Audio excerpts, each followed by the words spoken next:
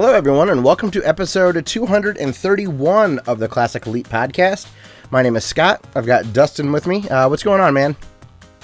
Not much. My hair's all flat. I just got out of the shower. It looks... I didn't know how to address the different hairstyle. I just toweled it dry and ran in here. You know, I usually shower before we start recording, too. Yeah. It just, I don't know, refreshes me. But everybody, welcome to this video game podcast. We're Classic Elite. And today's pretty cool. Dustin, this is our 100th episode of the podcast going on YouTube. Wow. That's insane to me. Wow. We've been doing, yeah, that's a couple years of YouTube. I want to say the last one we did not on YouTube was the interview with Patrick Klepek.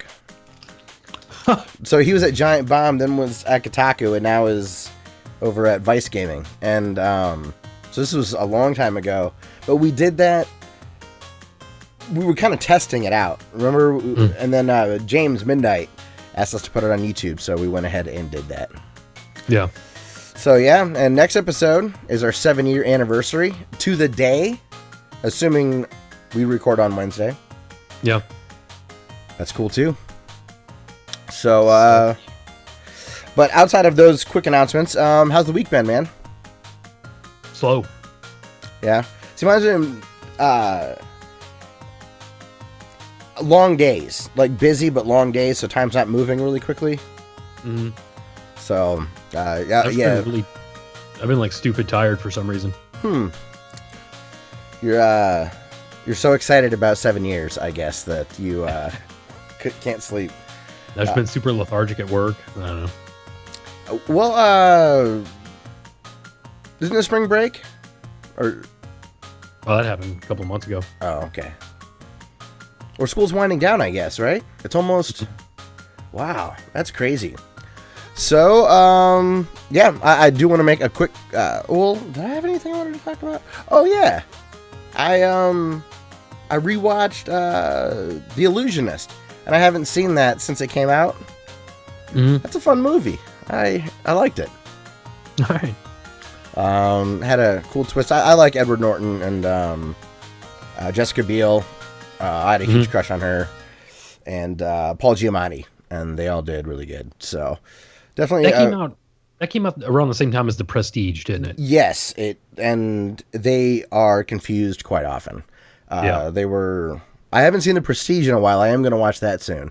That's a Christopher Nolan movie with another dear crush of mine, Scarlett Johansson. And it has Christian Bale, who I really enjoy, and it has Wolverine. Don't tell me. Hugh Jackman. Gosh, I can't believe I was... All three of which went to do comic book movies. Yes, in a big way. Man. Cool stuff, right? Yeah. So, Alan, thanks for joining. Crazy Penguin says, oh, yeah, we're almost at 10,000 subs, and Xearrik's almost at 3,000. Yeah, Xearrik only had... Crazy Penguin said 1,400 subs a couple weeks ago. Yeah, he's been blowing up and doing really well. I've been really excited for Xearrik. That's awesome, dude. I got to join him a little bit last night after I streamed Switch game. Mm-hmm. And his chat was being so funny. It was really enjoyable. They had this fork meme going on. It was a lot of fun. So definitely go check out Xearrik's gaming channel, Xearrik. He's got some really fun stuff happening in his streams. And he's been streaming like 7-8 hours at a time during the day. So that's awesome. There's a lot there to, unlike us that stream for an hour or two.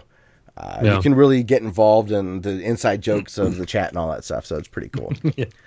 Also want to make a quick public service announcement for any podcast listeners out there. Make sure to, if you're an Amazon Prime member, go to Twitch, find a content creator you like, and make sure to use your free Twitch subscription. Gives a $5 tip to the content creator. So if you're like me and you don't watch Twitch, set a calendar reminder, give that token. We're not partnered, so you can't give it to us. It's just a good thing to do. You can support us, though, with some Amazon links. If we talk about any products available, I'll link them in the description. So, yeah. And also, I do want to make a mention. Crude from the Xearrik raid last week where all of his streamers came over into our chat. Mm-hmm. Someone gave us a tip with the super chat thing. We've never had that before. So I want to thank Crude for that. Gave us $1. Cool. So that was pretty neat. I guess you can support us if you want to give us tips during the stream, but certainly don't feel obligated at all. We have very low overhead, and so that's why the show is still free. All right, man. Well, let's get into some news. Let's do it. Can we start with this first bullet point? Which is, yes, Blade Runner 2049 trailer came out. Did you watch it? I've not seen it. Okay. Because I don't watch trailers anymore for anything that I want to see, because it basically just shows me the movie. Yes, I have the same feeling towards trailers. Mm-hmm. And I started this one because I didn't care for Blade Runner that much, but stopped it because I'm like, all right, it's a very good, it's a great trailer. So I'm in. I'm going to watch it. And I'm looking forward to the movie. From the trailer, I will say the look feels right. I heard that I think it was a Happy Console Gamer saying that he thought it looked a little too clean. Okay. I didn't feel it felt like the electronics. You know how in Blade Runner there was a fuzz because it was kind of like a neon light that would be around, so it was kind of like that glow around it. The lighting felt the same, but a little bit more precise.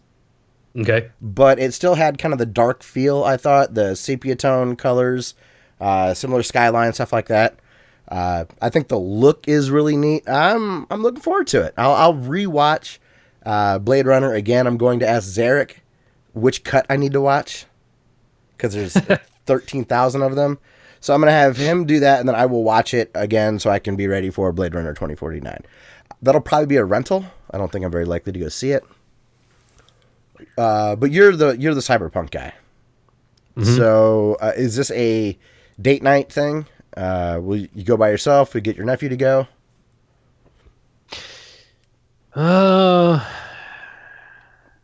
Will you wait?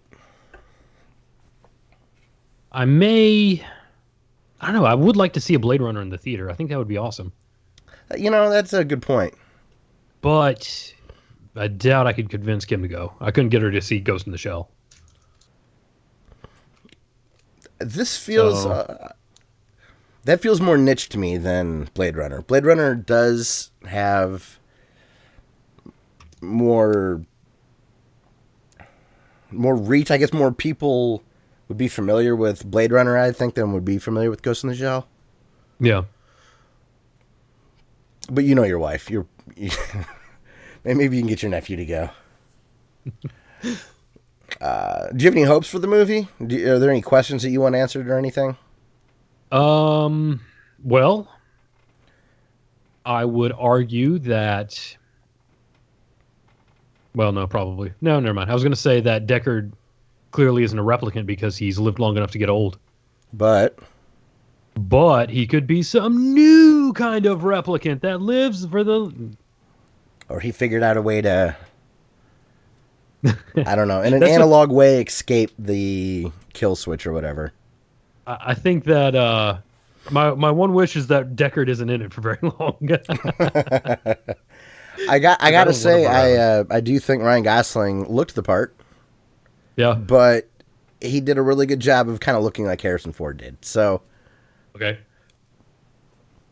We'll see. You may get your wish and at the same time and not get your wish. Because it could just be like, what if he does a character study and he's just Deckard again? But he's a good actor, so he ends up being so spot on. You're like, Jesus. I hope Ryan Gosling's character is good at his job if he's a Blade Runner. He doesn't spend the entire movie sucking. Xearrik's gonna unsub, man. We can't be too harsh on it. That's all right. He's gonna unsub soon anyway. He's getting too big for us. That's true. He's gonna hit 10K before we do. We've been hovering. We've been hovering at this number, so we're within 200 again since the last big purge. So, well, I don't know. That'll be a cool round number. That used to be a big number back in the day, and now people start up channels and in a day they're bummed if they don't gain 10,000. Damn. Next in the news, Tokyo 42 has a release date, Dustin. I know I've mentioned it before. Have you had a chance to check out any of the gameplay of this? Do you know what the style of the game looks like? It's like a weird isometric. Yeah, that's the one. Yeah. Like all the people that you see are tiny, almost like a Sims, but even more pulled out. Yeah. And it's like a real kind of blocky, angular, not it's almost pixel like art, but it reminds me of like an RTS. Like the angle is the same. Yes. How far back you're pulled out is the same, but it looks like it's a live action game. Yes, and it is. I know we've talked about Mode 7 before. Paul Taylor, big fans of what they do at Mode 7 Games. They're the ones publishing the game, and every day on Mode 7's channel, Paul's been playing kind of this wave-based challenge, only using a pistol. And it's really hard to describe the fact that there's a pistol element to a mouse and keyboard isometric RTS looking game. But it's really, really cool. So I'm excited because the release date is in a few weeks. It's May 31st on PC and Xbox, I think. And then PlayStation 4 is out in the middle of July. There's, I think, only 2 people making the game. So I'm sure that porting the stuff, as similar as the architecture is between those platforms, there's still nuance, There's still... No Switch version? Come on. That would be pretty neat. No Tokyo 42 amiibo?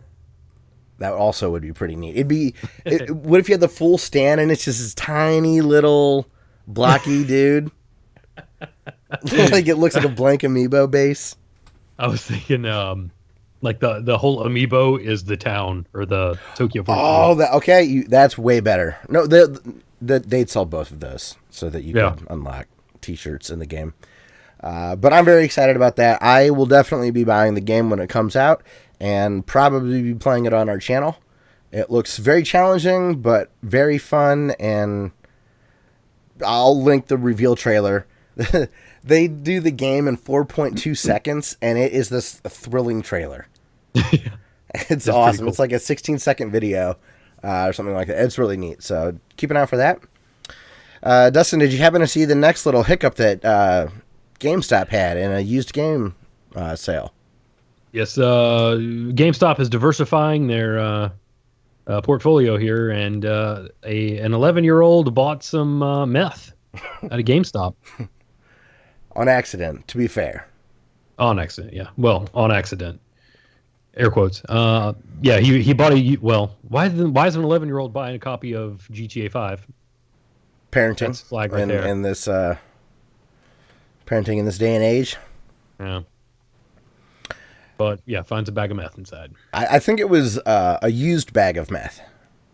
Like it was emptied and there was like powder in it. Did I not read? I don't know. The kid already smoked the meth. Yes, or his mom did, and she got paranoid and tried to hide it in the instruction booklet because she probably knows no one reads instruction booklets. That's right. She thought it was safe. Mommy, what's this? That's GameStop brings a lot of bad PR on themselves. I genuinely feel like this one's a bad break. Like, yeah. Like, that sucks. And I want to say, if I remember the Kotaku article, I'll have this linked in the description as well. I feel like I read it as though Kotaku found it by somebody seeing it in their Facebook feed, like a mom would just normally go home and just be like, I can't believe I called the cops and found this bag of meth in my kid's book. Can you believe this? And then it just gets picked up and gone viral. It wasn't like a news outlet did it or anything. And then, Kotaku picked it up kind of from there, but it wasn't like she reached out to the media. It seemed like she was venting to friends and somebody relayed that on to television. Sucks. Like, maybe that was just a collector's edition. Oh, but it's appropriate that it's in GTA 5. Yeah. I assume that there's drug dealing of some sort in there, or drugs being done. It came with the statue with the one bald character. I can't remember his name. There was a Franklin. Could it be Franklin? That was a black dude, wasn't it? It was Might have been. Franklin Michael. I don't know. Did you play GTA 5? I didn't think you did. Hmm. I did. Cool. It was fun. I've heard it's really good, especially if you like to stop and smell the roses. I guess it's like Deus Ex with the detail. Yeah. But whereas Deus Ex, though, felt more deliberate, it sounds like. Whereas GTA 5 is just like you can go explore and there's random shit everywhere. Yeah. You drive around and flip people off. It was good. I mean, that's you jump up real life. on people's cars and like stomp their windshield. Okay.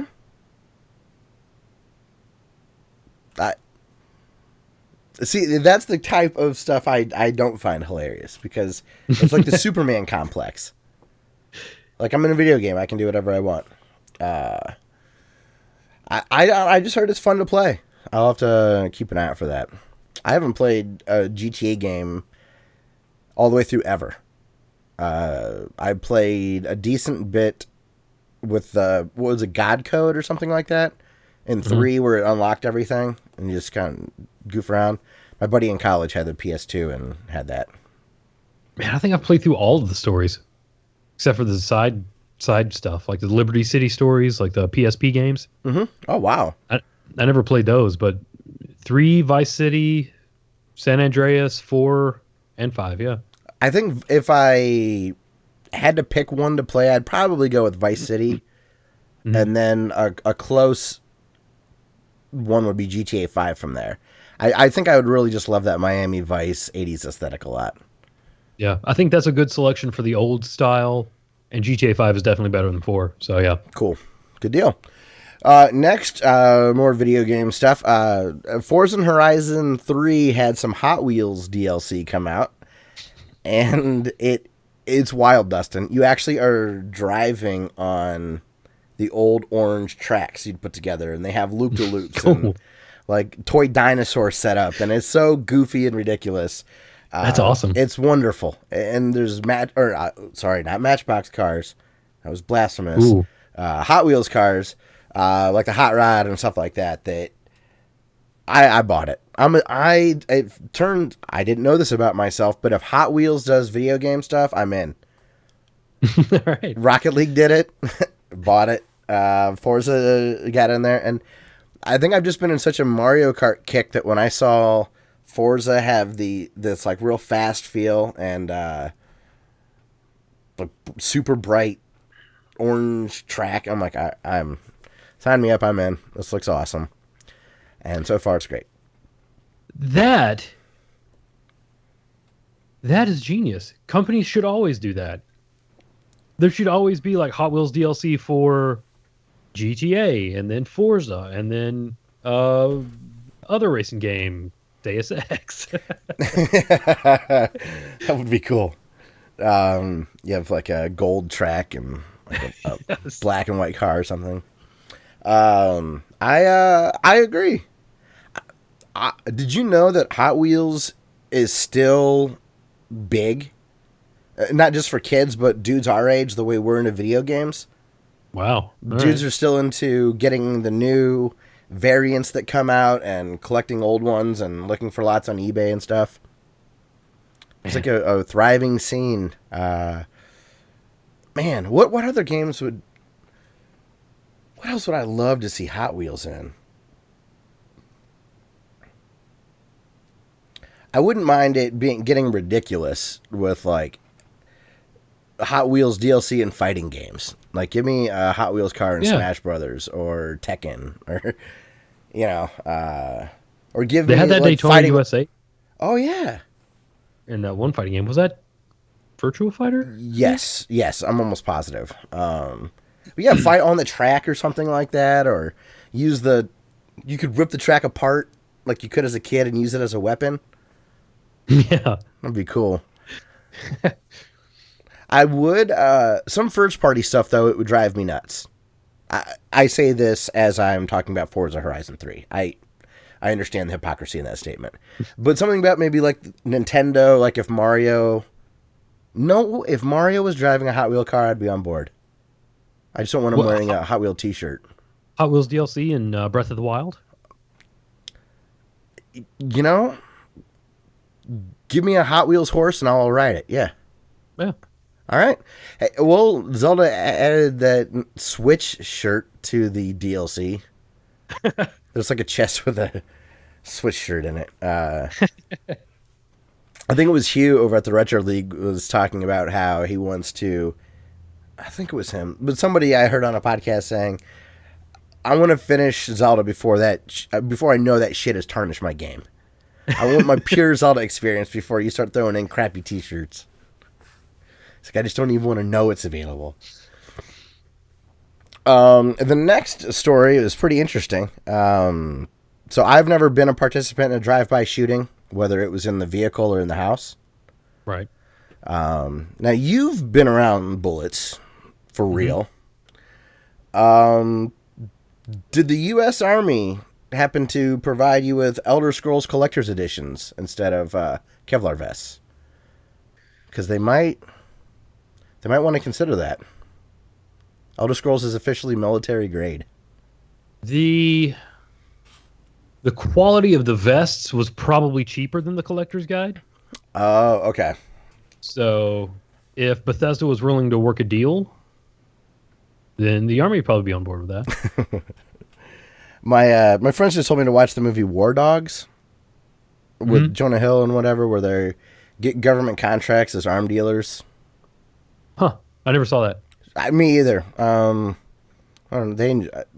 tend to like stuff they recommend, so I'll give that a shot. But the joke of this all is Elder Scrolls Collector's Edition was sitting at someone's desk, I think, and a stray bullet came through their apartment wall, and their Elder Scrolls Collector's Edition stopped the bullet. Was it the wall or was it a window? Oh, it could have been a wall or a window. If it was a window, let's see. Soon noticed a cloud of drywall dust in the air and a bullet hole to the left of my monitor. I started looking for where the bullet had ended up and my heart sunk. So it did go through a wall. See, now I want to know. I didn't read fully through the. Yeah, I did read to the bottom of the article. I don't think they corroborated the story with like police reports or anything, did they? I didn't see any.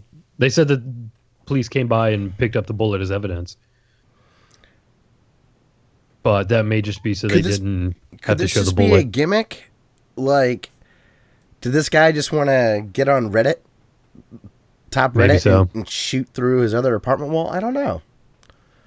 The tone of the article didn't make me think that this guy was absolutely terrified. So this is either like a once-a-month occurrence. You hear pops and hope that it doesn't come through your window. Or, I don't know. There's something fantastical about this story that I'm having a hard time trusting. Now, there's clearly a bullet that went into a collector's edition, and it stopped a bullet.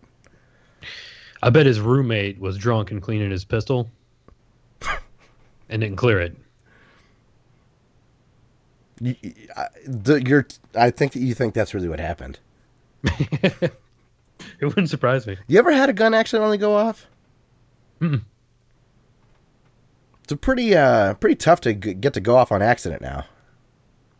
It just depends on the model of the weapon, but like you're like what you would normally carry would Those they have all kinds of drop safeties and Xearrik linked a really cool video on Twitter. I don't know if you saw it or not. It was like maybe 10 gun-based gadgets.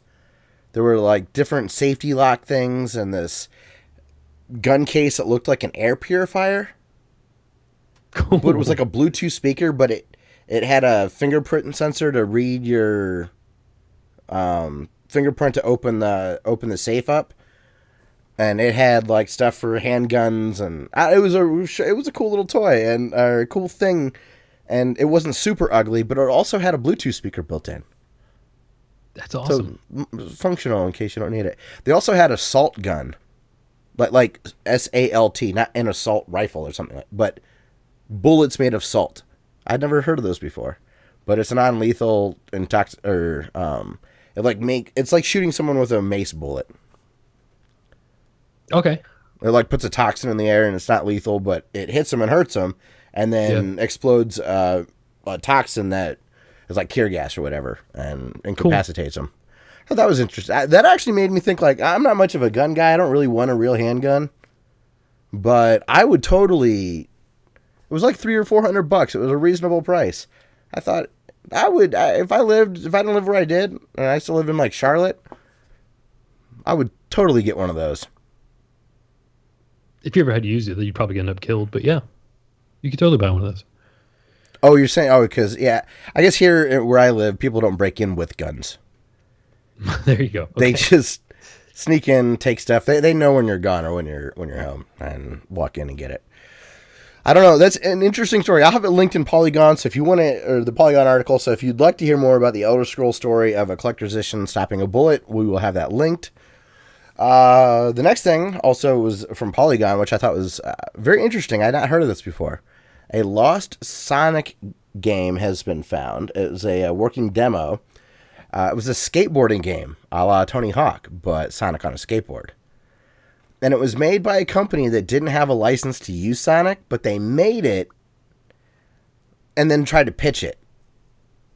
Didn't John Carmack and John Romero do that at id with Super Mario? Didn't they make it so a PC could play Super Mario 3, and they pitched it to Nintendo?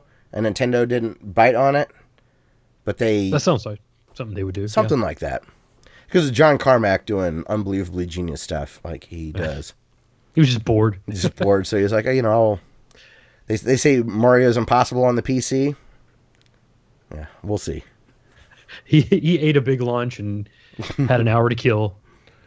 Like he's still like so good at solving problems. He fixed so many issues with VR, but hasn't grown up with that. He just thought about the issues and figured out ways to code to change timings and reduce latency. And it's godlike. I don't know. It's crazy. Iwata has that kind of reputation too, or did. I mean, just kind of unbelievably skilled at coding. I don't know if I could ever learn any language that well.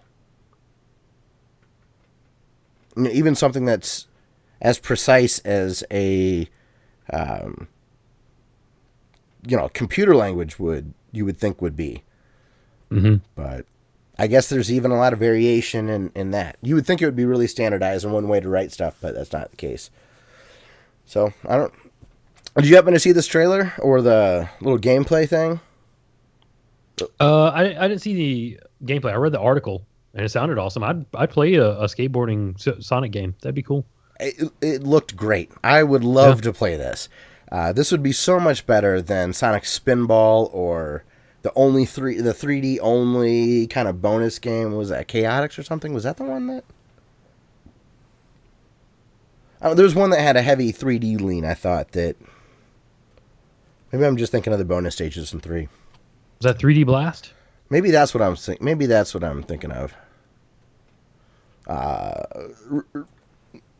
Regardless of that, it looked awesome.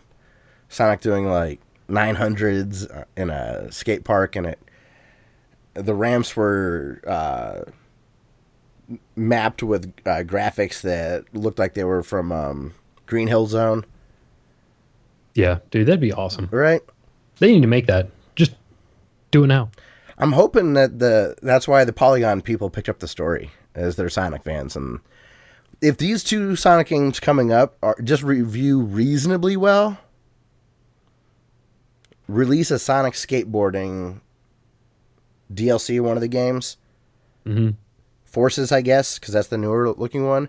But make him ride a Hot Wheels skateboard. That's right. Crazy Penguin's wondering if it was Knuckles Chaotix or Sonic 3D Blast on 32X. I can't quite remember. I didn't own either of those. So, wasn't Chaotix a Saturn game? Was that? Chaotix is on 32X. 3D Blast was Saturn, I think. Okay. I know Chaotix is 32X because it's right there. Okay. Oh. I thought it was one of the orange or yellow boxes just over your left shoulder. Right here. Yeah. So is that an out of cart, or is that just a naked cart sitting out?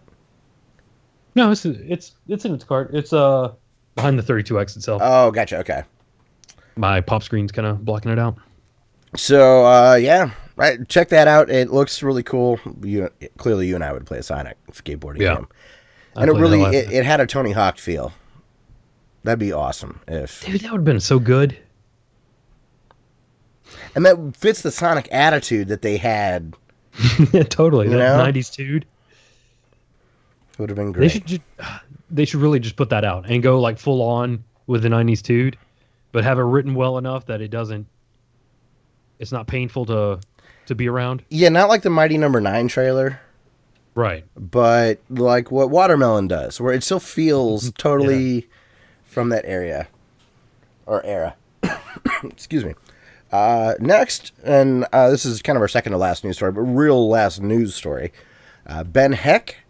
We talked about him getting the SNES CD combo prototype thing. Displaying a picture again and kind of working. He got the system back after he had went to a couple of trade shows, and he got it fully functional. It reads CDs. It reads Nintendo carts. So he got it all working, which is pretty cool. That's a really cool video. It's like 12 minutes, 15 minutes. Yeah, it's short. It's very short for him. Yeah. But it's super in depth still. Like he shows some really cool stuff in it. He was just on the Video Game Outsiders podcast that I've talked about before. It's got the John guy that does the arcade games. I like to watch him build.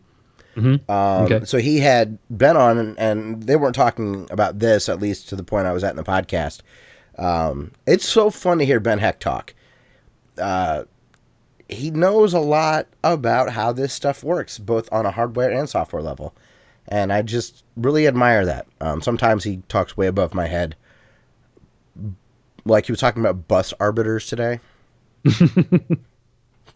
Okay. So I'm pretty sure that's something from Halo, right? That's what it totally made me think of like cliche video game names. Yeah, because weren't they arbiters or something in Halo, right? That is accurate, isn't it? Yeah, I think that was Keith David's character in number 2. Okay. I didn't play much 2 ever. I was out of the dorms when that came out. Mm-hmm.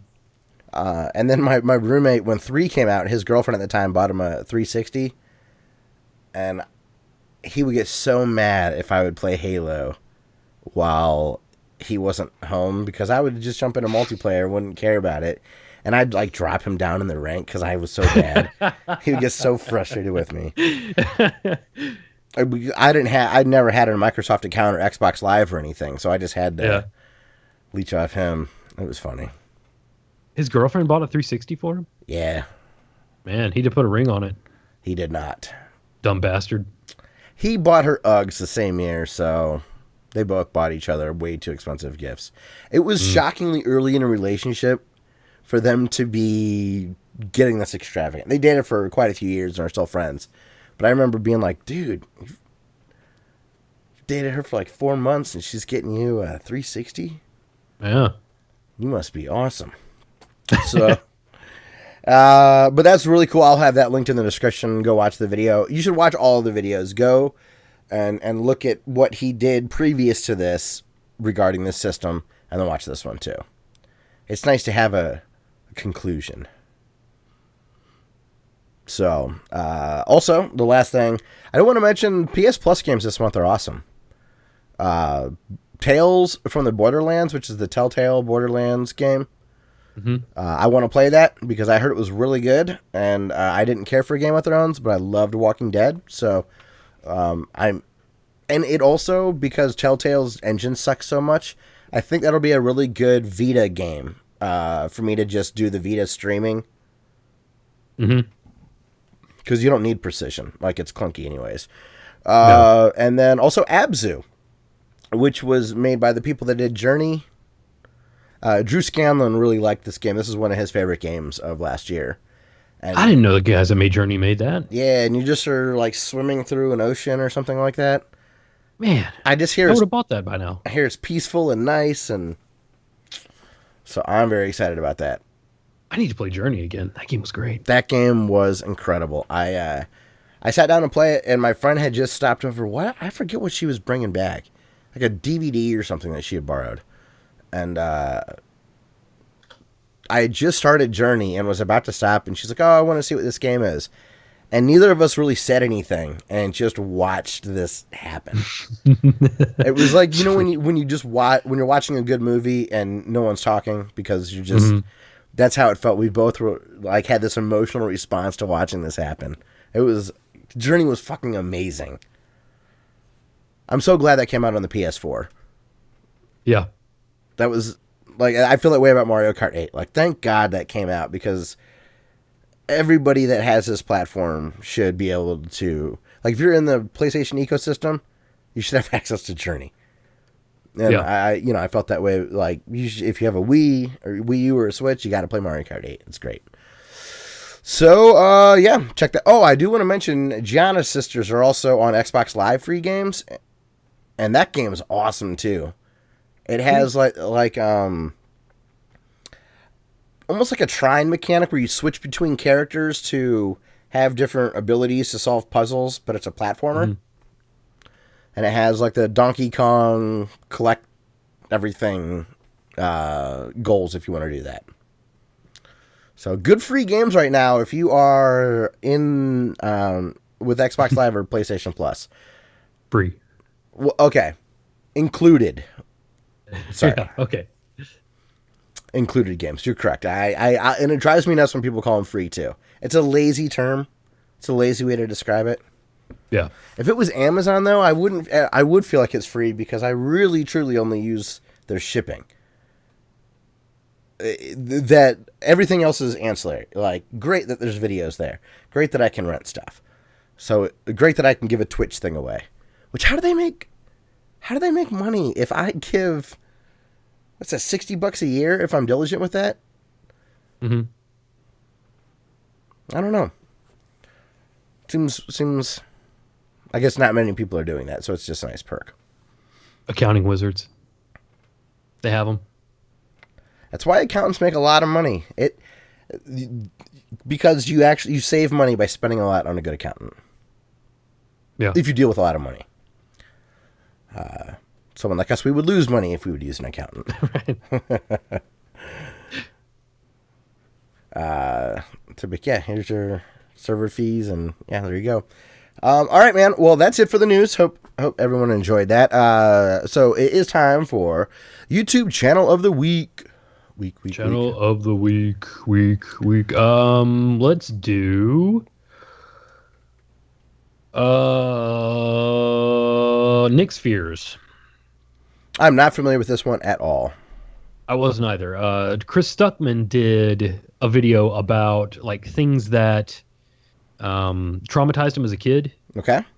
And when he did that video, he mentioned Nick's Fears.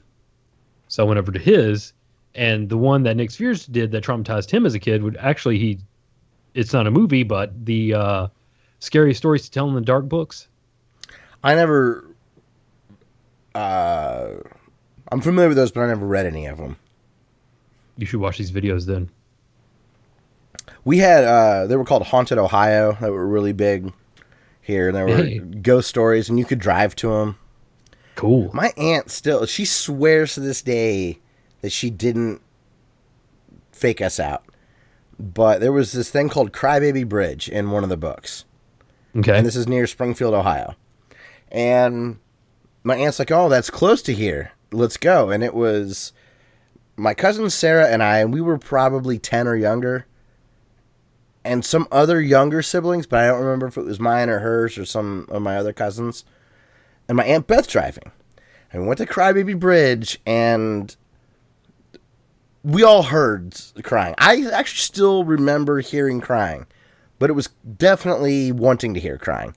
Like, if you ever remember hearing jingle bells or sleigh bells or whatever on Christmas, there was no way that there was really a crying baby. It could have been maybe coyotes were there or something. I don't know. And sure enough, after we all swear we're hearing a baby crying, there's a thud underneath the car, and my aunt just bolts. She swears that it wasn't like this big ploy, but it scared the hell out of all of us. And so that would be one for me. So I will definitely check out Nick's Fears to see if I get Like flashbacks of reading those stories and stuff like that. Yeah. That's actually that's how I saw Your Movie Sucks.org. Which Because he did a similar thing. He did it with a bunch of different stuff. Cool. Nick Sphere's Stories to Tell in the Dark. I will definitely be watching that. Have you been able to watch any of his other stuff?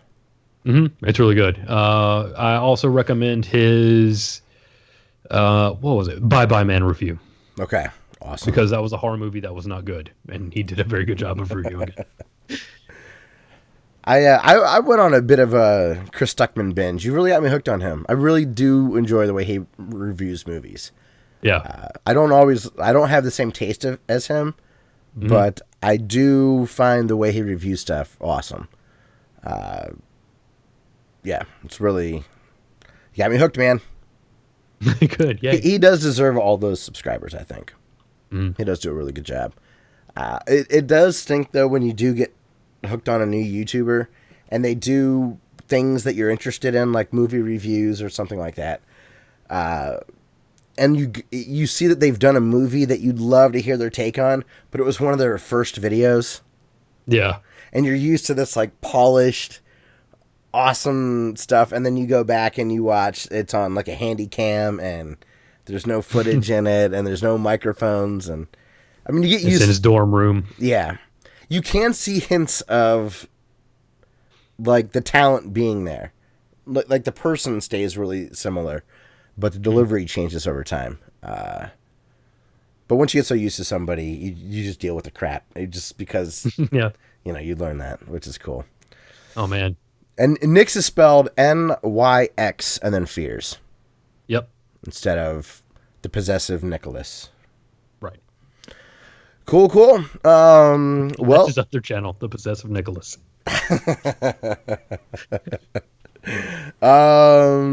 So Dustin, man, what have you been playing? Okay, so I picked up a game, one that we talked about recently. I haven't played it yet, but it was Outlast 2. Hell yeah. I'm excited to hear your thoughts on that because you like the first one so much.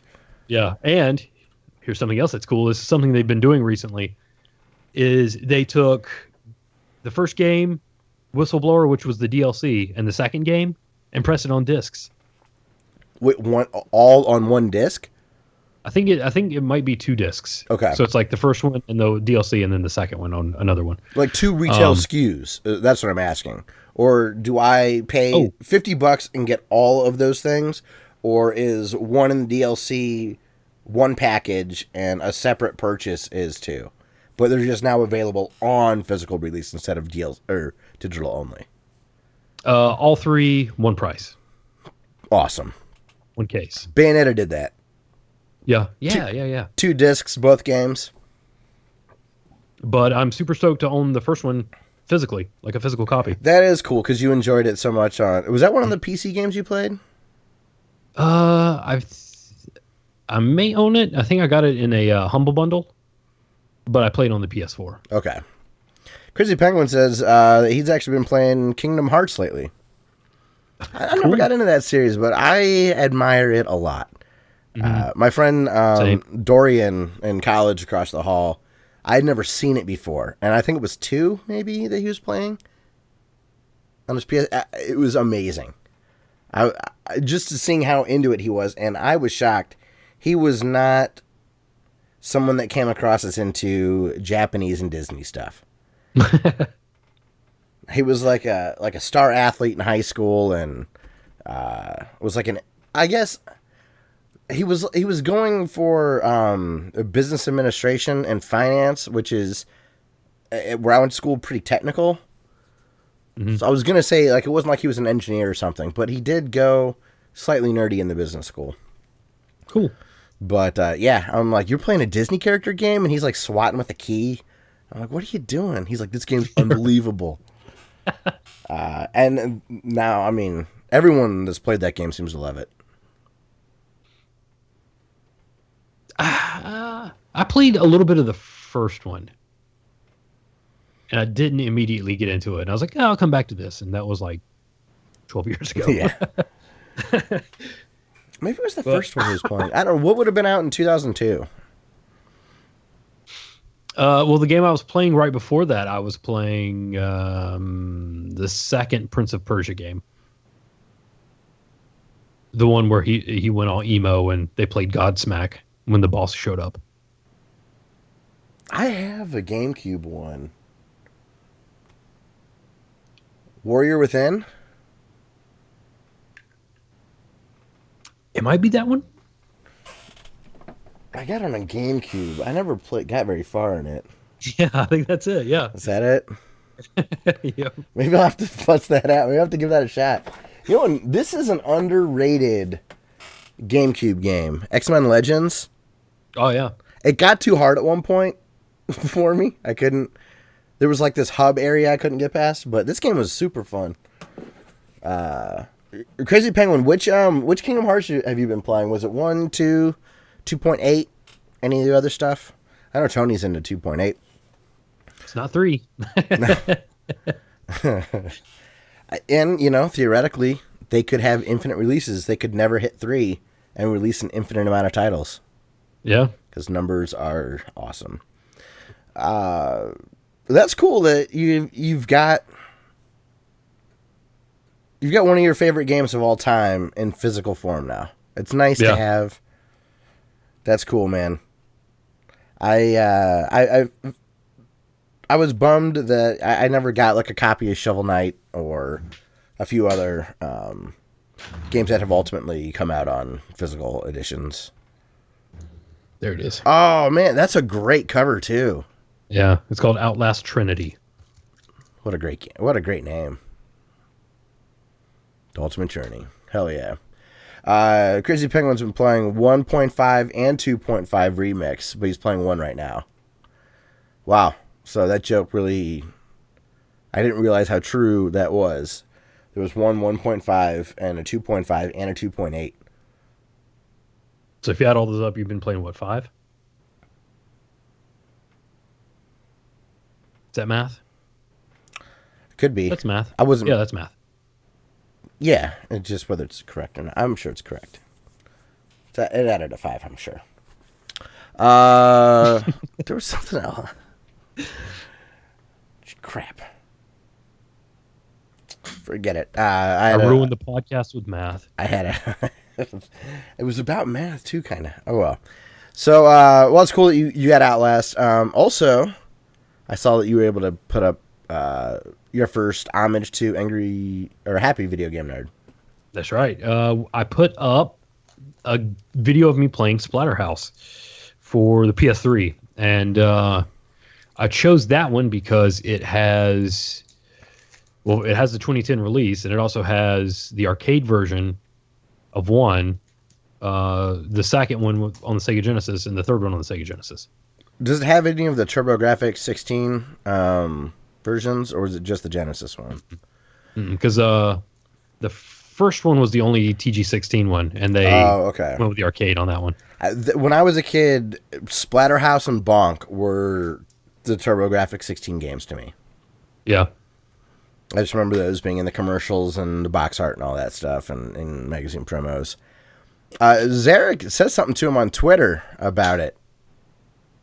He gave a really nice response. I bet there's a good chance he checked out some of that video.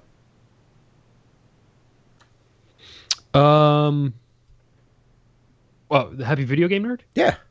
Oh, wow. Xearrik said something to him on Twitter, like, hey, someone's celebrating your 10 years, and he's like, wow, wow, wow, wow, or something like that. So I bet there's a good chance he clicked on that. Cool. All right. Which is cool. Thank you, Xearrik, for shouting out to him. I think it's really a cool series that you're doing. Here's the inside. Oh, you just opened that live on air, didn't you? I did. I just did an unboxing. Tony would be You're proud. welcome. You're welcome, Internet. The Bayonetta one, I think, has that weird swing flap in it. That's nice. I like that there's, like, colored art back in them. Forget it. Yeah, I think that's a really cool idea that you're paying homage to somebody that you've played a lot of video games because of. You know, that's a really thoughtful video series, and I'm going to enjoy watching it. It's also you would think that it was like, yeah, because of him I spent all this money, but really because of him I own games that are worth a crap load of money now. Yeah, now, yeah. You put 500 in maybe, and you've got commas in there now. If you were to purge that, if you were to liquidate or whatever. So, whoa. Okay, all right, he's making a decimal joke. Okay, thank God. I was like, oh my goodness. Yeah, Crazy Penguin said at the next Kingdom Hearts games, and they might always keep making up decimals. I like that. That would be funny if they just flat out called it like Kingdom Hearts 2-point decimal. Like we know. That would be great. Final Fantasy 15 took 12 years. Like, just slow your roll. So. Was there? I know you've talked about Splatterhouse on the show before. Was there anything you forgot about, or good or bad, or anything that I don't know, jogged like a good memory or something? Like, oh yeah, I love this music, or I forgot I like this look, or anything like that, or Jesus Christ, the load times can piss off. Just the opening is amazing. The opening of that game is incredible. Jim Cummings voice acting. It kicks off. You're like murdering all these creatures to municipal waste, which I immediately, like, after I played that for Halloween, like 3 years ago, almost at this point, probably. I immediately went on iTunes and bought that track off iTunes. That was redundant. But yeah, the music is awesome. The fact, like, that game is such a good deal at this point. I assume it's super duper cheap, because you get the good 3D game. Good. It's not going to blow your mind. It's not going to change your life, but it's a good game. And then you get 3 games. Like, you can't even buy the arcade game. No, they're very hard to come by. Those ports are tough to find and expensive if you do. Yeah, just the carts for 2 and 3 are going to run you $80 a piece. Yep, easy. If you get them complete, over $100. And that's assuming you have a Sega Genesis. And let's be honest, it's going to look better because it's emulated on your console versus plugging in composite cables. Yeah. So no, I take that back. If you want the arcade game, you could buy it on the FM Towns Marty, which is an obscure Japanese video game system that I think Gamester 81 owns and no one else. Yeah, I was going to say. Yeah. Including myself. Yeah. Because you're up there. I was listening to someone talk about, I think it was Ben Heck on the show, talking about like the Sega CD combo, like the CDI or whatever they called it, and the Turbo Duo. And when he was throwing these terms around, I knew, oh, that's the Sega one that's both of them. Oh, that's the PC Engine Turbo Graphics that's both of them, which is cool. Uh-oh, Fork Raid.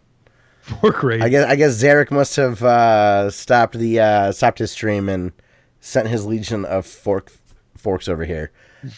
We're totally forked now. Yes. Oh, dude, you would have loved. There was probably 5 minutes of nothing but fork puns in his stream last night. It was awesome. Hey, thank you very much, everybody, for joining. This is awesome. Great to see. The cat sent you, and that's fantastic. Thanks, Master Pro.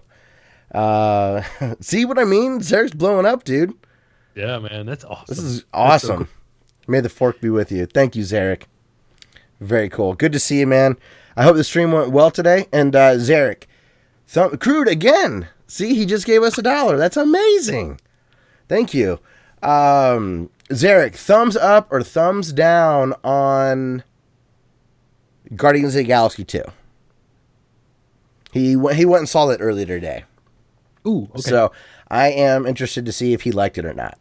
So thank you, Rejected Stormtrooper. I'm glad he did send you. So thank you very much, everyone, for joining. Hopefully you'll stick around for a little bit and enjoy us talk about Remember Me and some other games coming up. So, But yeah, you played some Remember Me as well? Yes, I play. Oh man, did I ever? Did I ever play some Remember Me? Holy cow! All Crude, right. Crude, we gave you a shout out earlier too, because we forgot to say that last week. Thank you very much, dude. Appreciate Yeah, that. man, you're too awesome. Hey, fork everyone that's here ruining our chat right now, okay? But okay, so Fork off, you mother forkers. Leave us alone. We got to go on a forking banning spree. I'm going to have to stick a fork in this chat window. It's done. fork for life. Awesome. 10 out of 10 fork. Oh, Xearrik said great movie. So awesome. I'm excited to see sweet. that. Good. The first one's fun. I like it more as I watch it more. I like the soundtrack less, but I like the jokes more. Yeah. And they have little dialogue stuff to kind of nip plot holes in the bud as best as they can. And they're slightly self-aware at times, which I really enjoy too. So, but yeah, Remember Me. You had a marathon of Remember Me. I did. I played that game for 5.5 hours. Wow, man, that game took a nosedive. It really did. I was super high on it after my first 2 hours playing it, and then it was just like the first 2 hours set up all the cool stuff in the game, and then the next 5.5 hours it did everything to avoid all the cool stuff that it just set up. And it was just like there are these enemies that are only visible in really bright light, and they will put you in these set pieces where it's hard to get light to shine on them. And can you turn up your TV brightness? Is it one of those? No, I mean they are literally invisible. It's like fighting Ganon. Oh, well, that's they shitty. just disappear and come back. Really, like the fighting system is the weakest part, and it was like 3 hours of fighting and an hour and a half of good stuff. That's, I don't know. Is there no good skill tree? Because the Batman, the combat's simple, but you get better. There's a lot of progression there. No, there's no really unlockables. You will get to a certain point in the game and it'll just be like, oh, hey, you remembered a combo, or, oh, hey, you remembered a, special move, and it'll just give it to you. That's not always bad. Like Castlevania Symphony of the Night does that. Yeah. You could just not have that much fighting in the game. That'd be great. Yeah, especially when it's a game driven. It sounds contradictory to say, but that's such a game driven on feel and aesthetic that it's too bad if the combat gets in the way, because it takes you out of that world and that experience. Mm-hmm. And you also did come off a Deus Ex on a no-kill run. Right, yeah. I'm playing as the main character, whose name is pronounced differently by different people in the game, which drives me a little crazy. She's like a 110-pound woman, and she fights this giant dude and wins. That drives me nuts a little bit. Yeah, when physically that's... It's a tank versus a tricycle. There's some times where it's impossible. I don't care how much you retrofit that trike. Imagine a fight between Mila Kunis and The Rock. Right? They would win. Yeah. It has, so the game has this really cool memory remixing mechanic. Okay. Where you dive into people's heads and you remix their memories so that it changes their motivations, and they'll go from I want to arrest you to I want to help you. Okay, but what's the limitation on that? It's about a 2-minute memory, and it'll play, and then you rewind it and you look for different parts of the memory that you can change. Oh, okay. And I was wondering how they tightened that up, because you couldn't have infinite possibilities. Right, yeah. Joni Edwards, Xearrik is probably laughing like me, man, right now with this fork army. That's the best hashtag I've ever seen. You know what hashtag's good when it won't even fit on Twitter? Forking L, lad.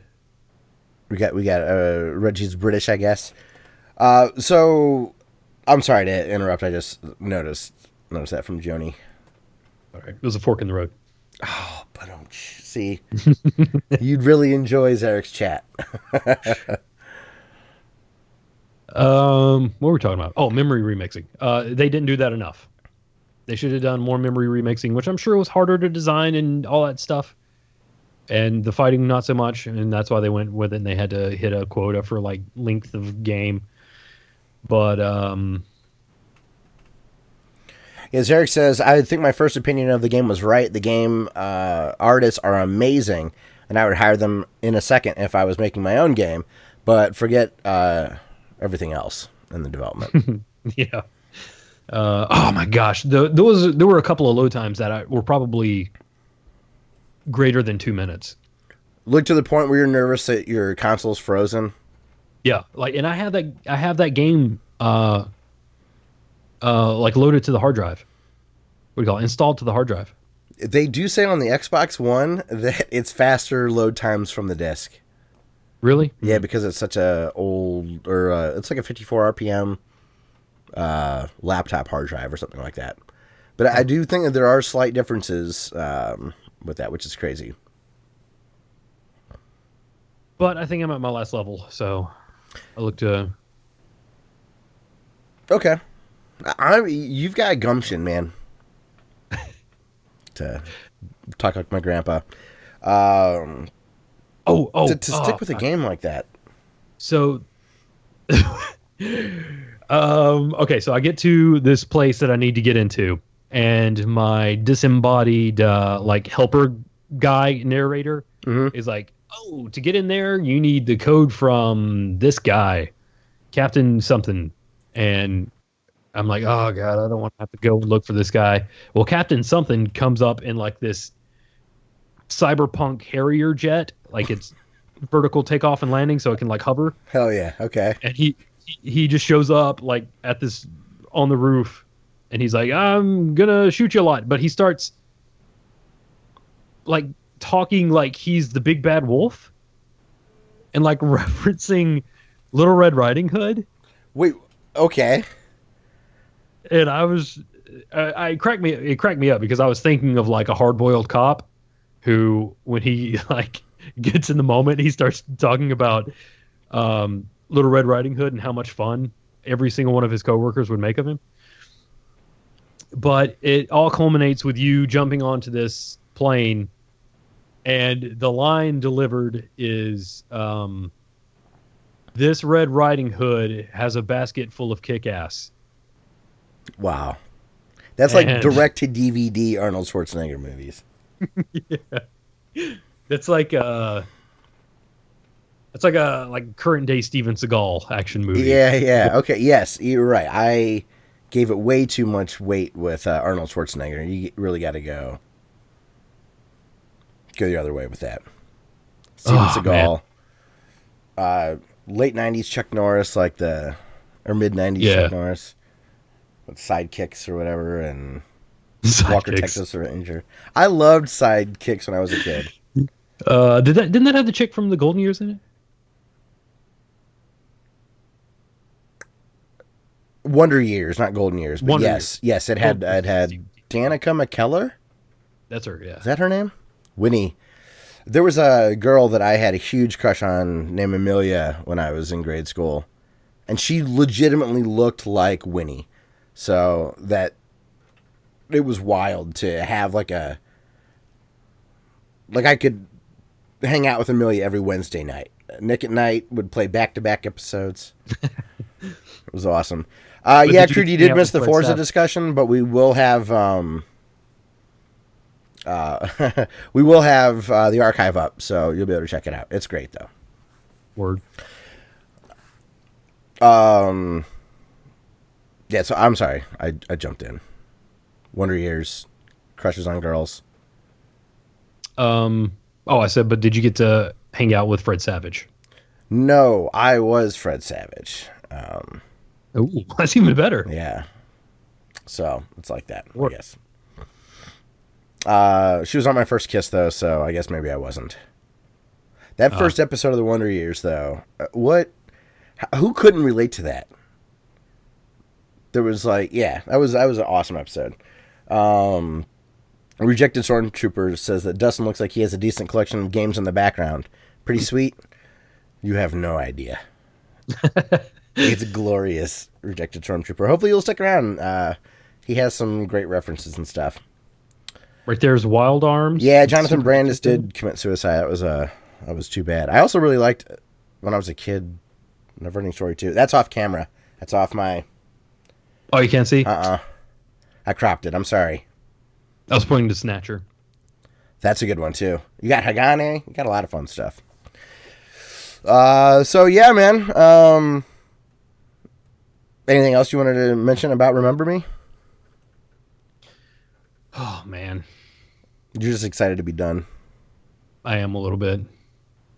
I'm excited to see what you play next. Are you gonna go back old again, like older, or are you gonna stick in that kind of last gen sweet spot? That's a good question. I don't really plan ahead. Remember Me's been so well. That's kind of good though. Pick what you're in the mood for. Yeah. So, all right, cool. Well, I did want to mention I haven't played PlayerUnknown's Battlegrounds. Have you watched any videos of people playing this? Mm-mm. Do you know what this game is at all? That's the one they've been talking about on the Bombcast, right? Yes. Hunger Games. Yes. So it's 100 people in a cargo plane that are flying over an island, and you can randomly eject. And there's a playing field on the island, and it constantly is shrinking, and you have to stay within the circle. And everybody is dropped with no resources, and you find guns or vests or health and all that stuff. But it's like being naked in a field, and there's 100 people there, and you have to find stuff, and there's one person alive. Everyone dies. Yeah. Which is cool because it seems to go by pretty quickly. It seems really satisfying. There's no one strategy that always works. And yeah, I've been watching the Giant Bomb guys play it. And they'll try to team up, but it's still everyone for themselves. So theoretically, if they beat everybody and it's the Giant Bomb guys left, they have to go after each other. But there is friendly fire, so like they've accidentally killed each other on accident before. It's a very fun game to watch. I'm probably not going to play it, but I'm enjoying the zeitgeist around it. I'm enjoying people telling stories. I'm enjoying watching people play it. It's not my kind of game, but it's a great... I see why people like it, and I'm glad that a game like this is existing right now.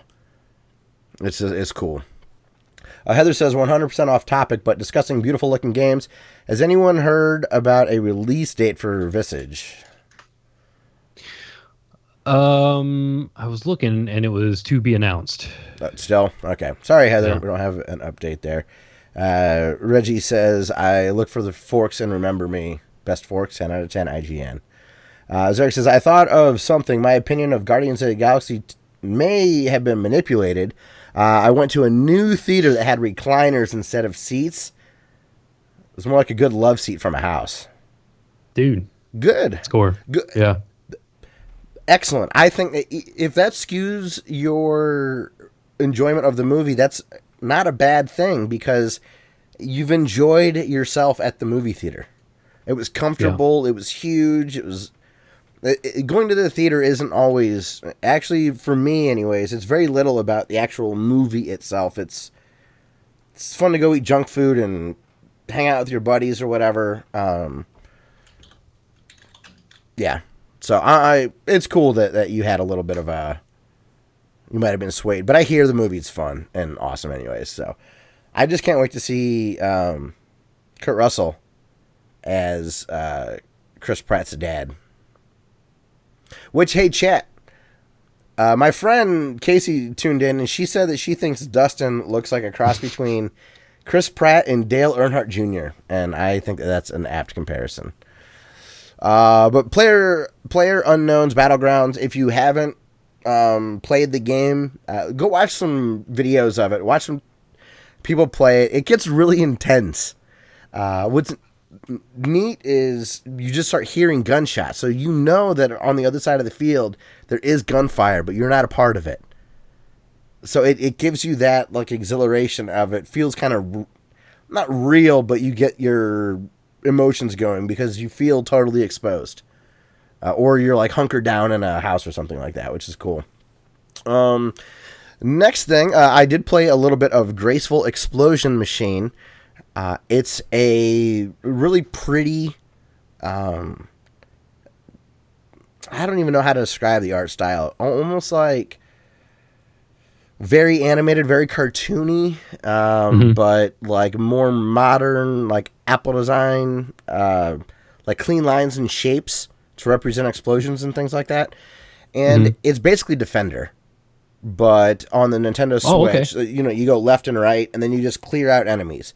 And they provide you with different kinds of enemies that get harder to kill. And it's an arcade game, basically. And you really are thriving for high scores and getting A's and maybe S's. I don't know. My grades are awful. I'm really bad at the game, but I can pass the level, so it feels good. And you can go back and replay them, and it's got a layout like maybe Super Meat Boy or mobile games that you would run into, where it's a clear level. You try to pass it to unlock the next one. It's $12.99, so if that doesn't interest you, you might feel like it's a bit empty. I don't feel that way because I do like arcade games. I do like high score type things, and it's a really good sit down for 10 minutes and play. So if I had a commute, like on a bus or a subway or something, that'd be a go-to game for me if I commuted with the Switch. I really like it. I think it's fun, but I do want to be upfront with people that it might feel hollow if you don't want an arcadey-ass game.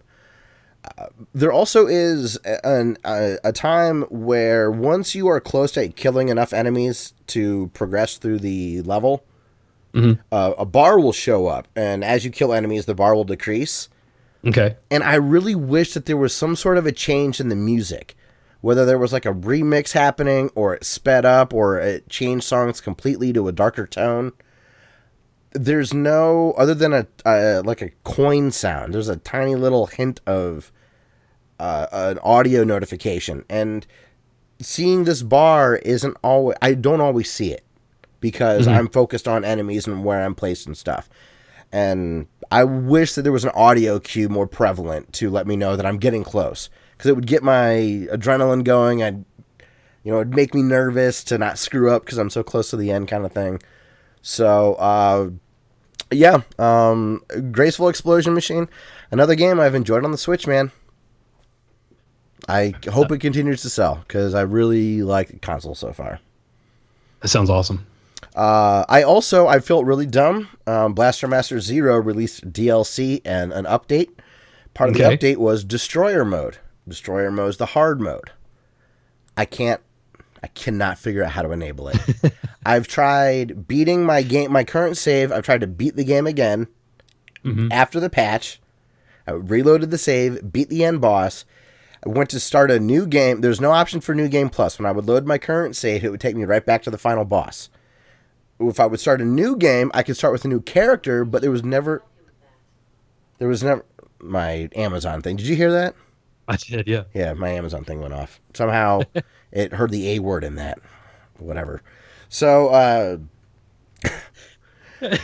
so I can't figure it out. Big now, brother. they do say clear the game. So the one thing I haven't done, there are definitely a few things that I've missed. So I think I have to slog back through the entire thing and collect everything to ultimately unlock Destroyer Mode. And the reason this is a big deal is because the big gripe about Blaster Master Zero is that it's too easy. So I would love to go back, and like the boss fights are a joke. Now, I did love the game. I would highly recommend it still. It's only $10. It feels like the old, but it's very soft. It's not punishing. But I would like to play it in Destroyer mode, and I think I have to reload my first game and backtrack a bunch to clear out maybe a boss or two that I missed. Which, they need to be more clear. I read so many different variations of the press release, and the only thing I could decipher from the instructions is I saw credits. I'm sorry, if you roll credits, I should unlock the mode for clearing the game. But I think I have to, not 100% it, but there's a couple of bosses I don't think I beat, which is a bummer. Start a new game. Make your name Zelda. Then I get what it is. Then I get the side quest. I did that as a kid on accident. That's the first time I can ever remember doing something that felt hidden in a game that I discovered on my own. Cool. Did you write in Nintendo Power? No. That would have been awesome. No. Because I didn't have very many Nintendo Powers. I had to buy them like off the newsstand. I never had a subscription. Oh, same here. So I wouldn't have been around for that. I probably had 10 or less in my lifetime. Yeah. I know I had them because I have some very vivid memories. I did torrent the first 50 issues. I have a big PDF. I can send that to you if you want. It's really fun to go through. Just load it up on my tablet and it's really fun. I have one with Castlevania 2 right here. Is that the one where he's holding Dracula's head? Dracula's head? Yeah. That was cool because they had to re-release that one. Mm-hmm. With the slipcover over it, like it was porn or something. Oh, man. We never had...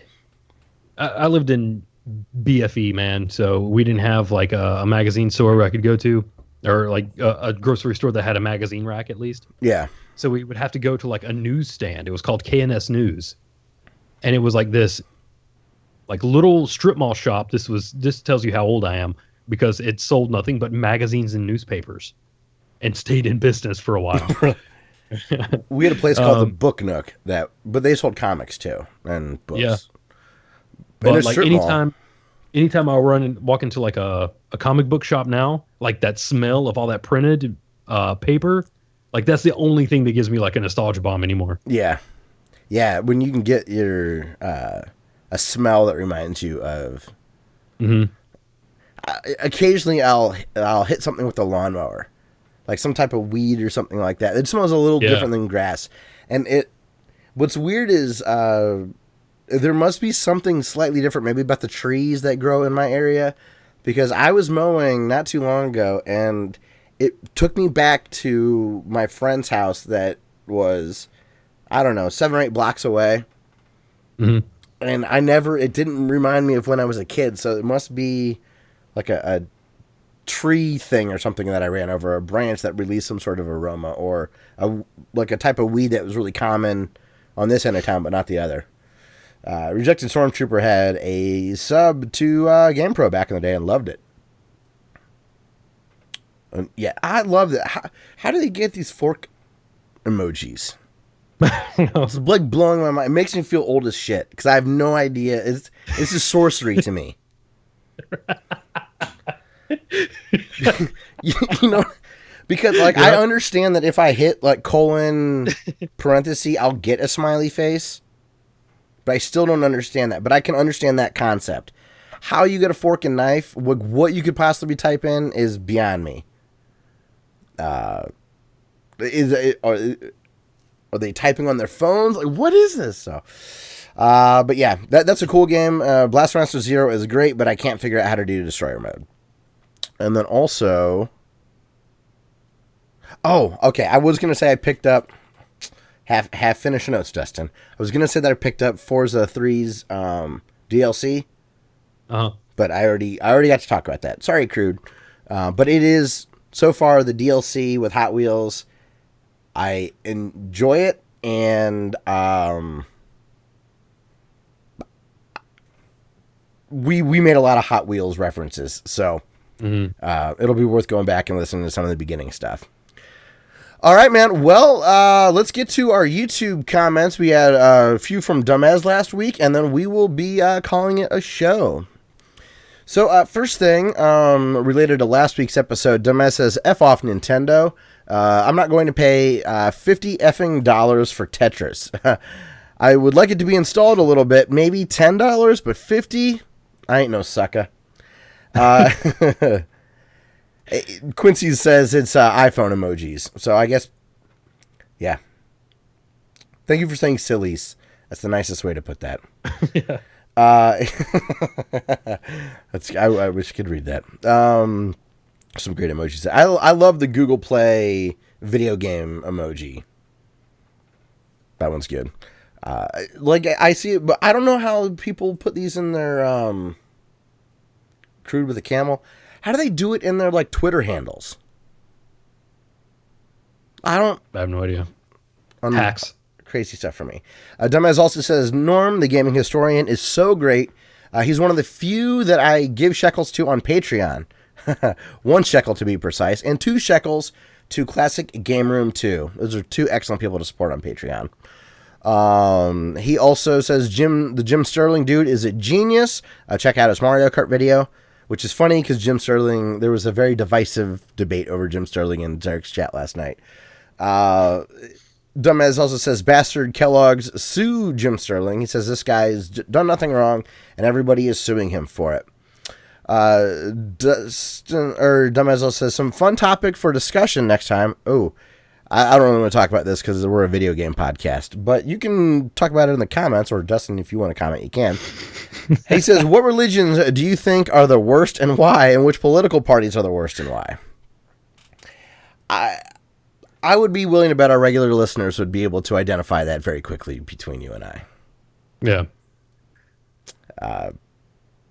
I will say that if through your religion you can justify violence towards other people, I don't think it's a good one. That's fair. That's a fair assessment. So, also, Dumbass says that... With the exception of left-handed people. They're allowed to... Because they're not really humans, so... Okay. Now, do you consider them elevated or sub? That's the debate. I know. The reason... Yeah. I'm sorry that scissors are uncomfortable for you. Too bad. I'm sorry you can't use my mouse. No, yeah, we're kidding, of course. Dumbass also says, I just watched the She-Ra pilot episode to see how it all began. It was not good, but I love the villain, Hordak, because he is a ruler of the Horde, so Hordak. He also says that he has some advice for you, Dustin. I love when people without children give advice to parents. It's my favorite. Yep. So we will say this. You can respond as you wish. I have some important dad advice, Dustin. I just picture him shaking his finger at you. Try not to get your child addicted to loving drinks that are sweet and sugary. Forget the Gatorade nonsense. Sweet drinks are fattening and killing people big time. Don't let it happen to him. A key motto to live by is don't drink your calories. It does not mean never, but a can of Coke should be like a piece of cake or something for a special occasion, or diet drinks galore is even better. That is the route I've chosen for myself. And aspartame is confirmed to be safe by science.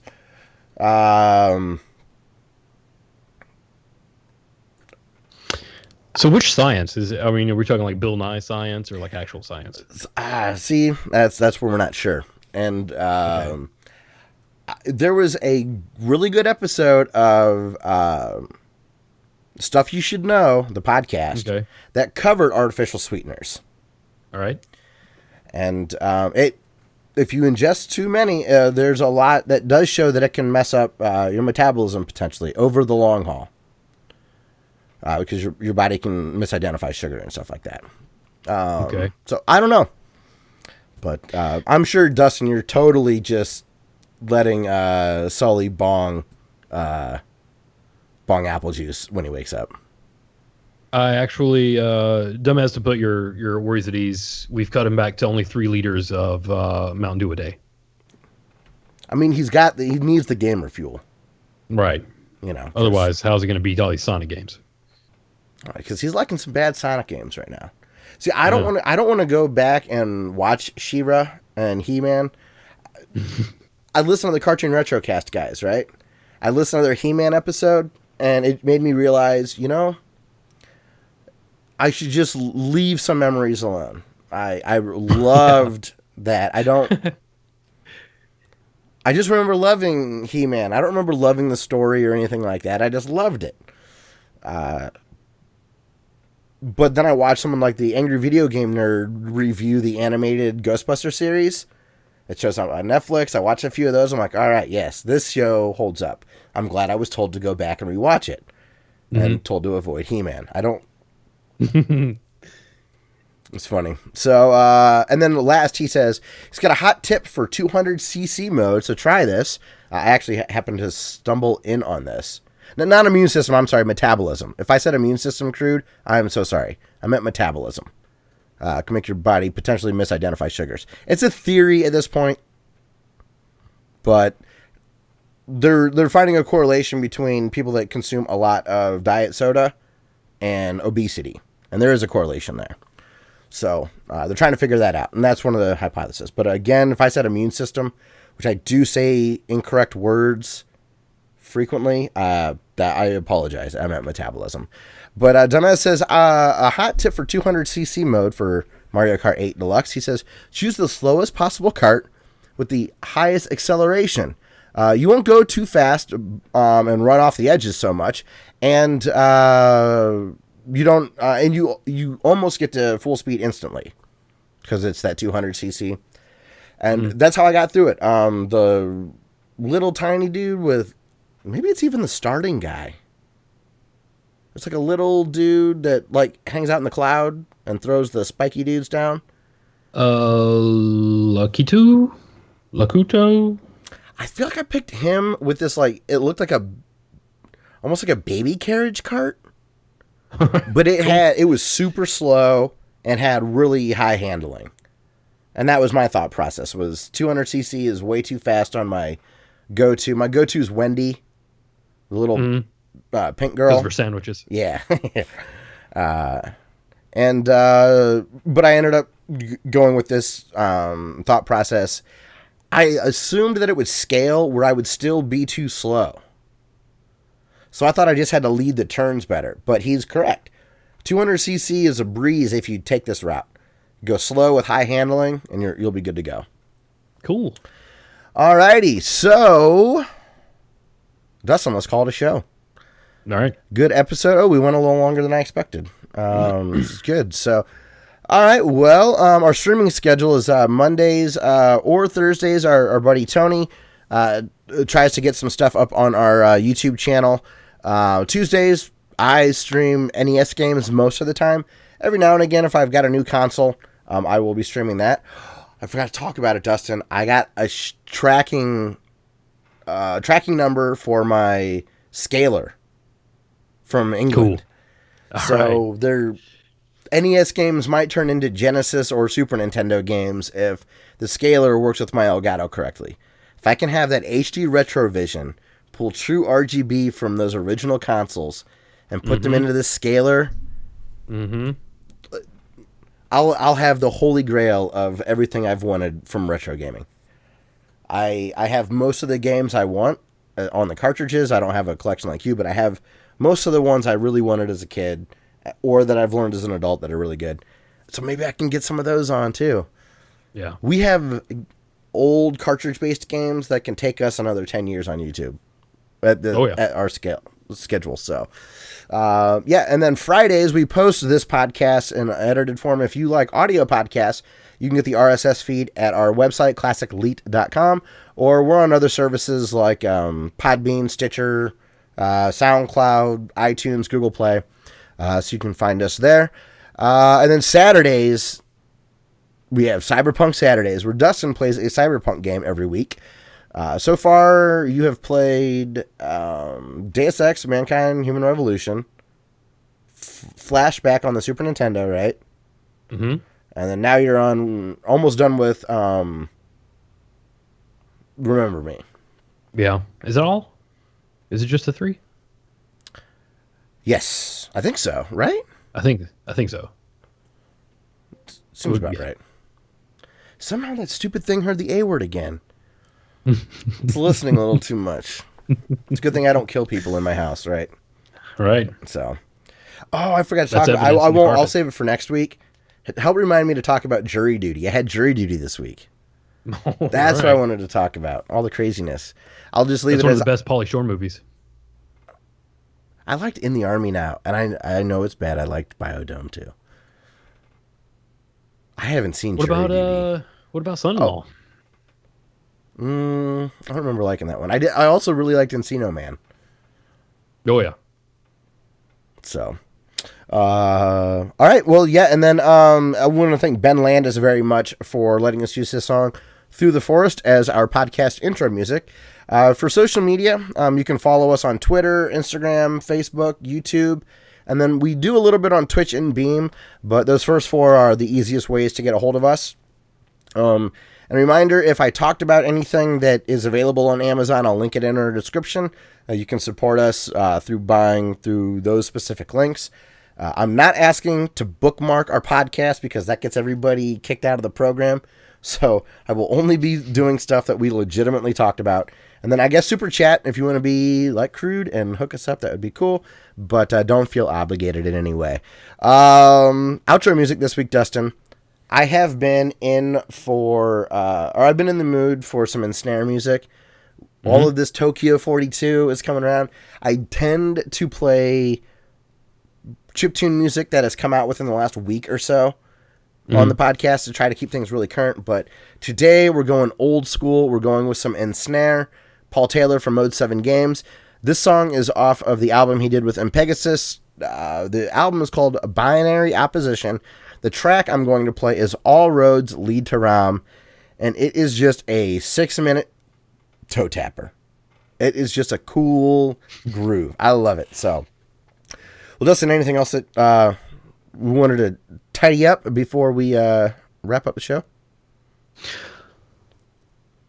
Nope, that'll do it. All right. Well, everybody, especially Chat and Xearrik, thank you very much for another Xearrik raid.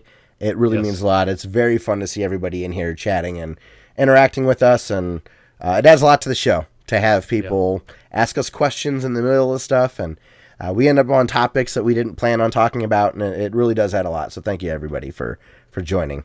All right. Well, next week we will see you for episode 232.